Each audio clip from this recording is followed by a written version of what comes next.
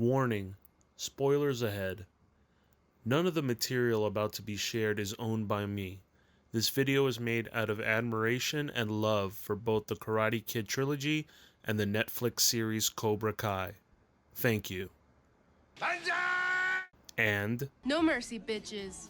Hey everyone, this is Andrew again, coming at you with the glory of love for Cobra Kai. This time we're talking about episode 7, OBSTÁCULOS. Gonna jump right on in. So first off, we had a great opening with the dream sequence that Sam was having, but one of the great little callback, little Easter eggs, if you will, is the outfit that Tori is wearing now. Yes, it is yellow and black, reminiscent of Cobra Kai colors, but that checkered print on the right sleeve is, I'm calling it as a chosen callback, because that matches the same outfit he wore at the end of the fight at part 2. So my interpretation to that is this Tori is going to be a big rival and a big enemy for Sam to overcome. We move on to Dimitri, and I feel bad for Dimitri, you know.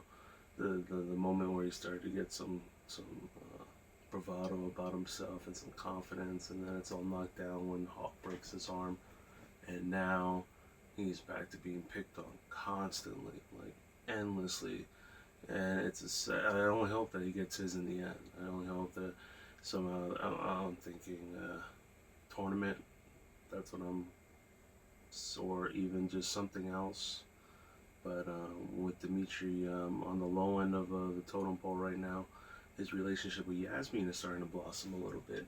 And I'd laugh, I didn't say I saw that coming early on in the season, but I don't mind it. It also opens up Yasmin's character to be more than just some shallow ass.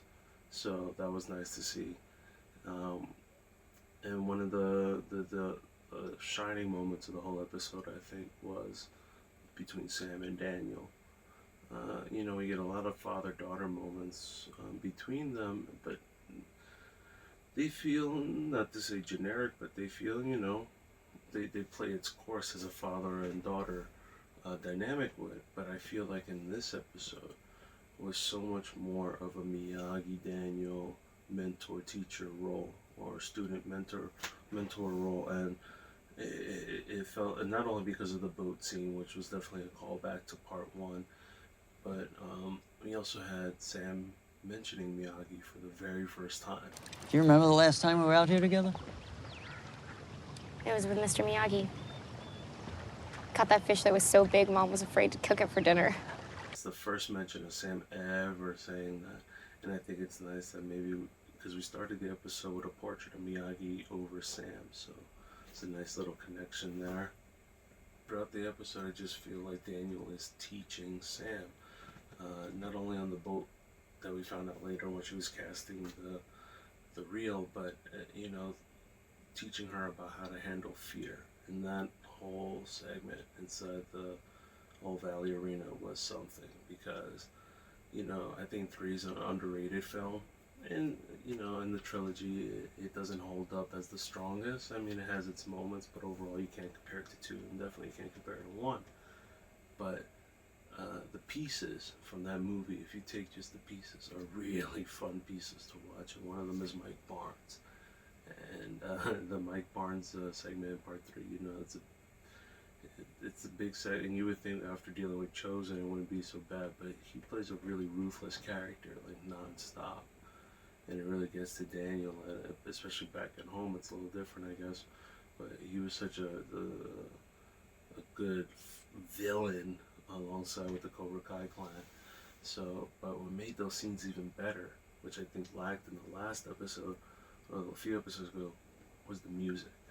That soundtrack they threw in, you know, when Daniel's telling the story to Sam, and they play that music from part 3, that soundtrack from Bill Conti, and you think back to the flashback with the Chosen fight, and they decided to use a different piece of music. Why? I don't know, because obviously the original soundtrack, to me, has the bigger moment emotionally. I think that whole segment with Sam and Daniel is just really touching, between father-daughter and the student-teacher role. And if you look at Miguel and Johnny right now, in this episode especially, I have to throw Hawk into that mixture. This is a trio relationship right now that's brewing, and it's gonna turn into, I think, a nasty storm. And we saw that play off later on in the episode. But I think first off we have to say goodbye, because I think we will no longer be seeing Miguel fall and his training montages that he's been having, and we've had a few of them. And I'd like to say goodbye to the Johnny Miguel fall down moments.